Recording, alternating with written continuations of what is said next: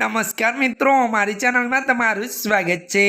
मित्रों, हाल हमણાં રાજકારણમાં સૌથી મોટી હલનચલન થઈ છે। સમાજવાદી પાર્ટીએ પોતાના 7 ધારાસભ્યોને પાર્ટીમાંથી હાંકી કાઢ્યા છે। સમાજવાદ પાર્ટી હવે બળવાખોરીના ધારાસભ્યોને સદસ્ય રદ કરવાની તૈયારી કરી રહી છે। જેમણે રાજ્યસભા ચૂંટણીમાં ભાજપની તરફેણમાં પાર્ટી વિરુદ્ધ મતદાન કર્યું હતું।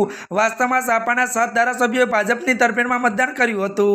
આ 7 ધારાસભ્યો એમટીના ગૌરીગંજ રાકેશ પ્રતાપસિંહ રાય અને બીરના ઉચ્ચારથી મનોજ પાંડે, આંબેડકરનગરથી રાકેશ પાંડે, પ્રયાગથી પૂજાપાલ, વિનોદ ચતુર્વેદી અને આશુતોષ વર્મા અને અભયસિંહનો સમાવેશ થાય છે।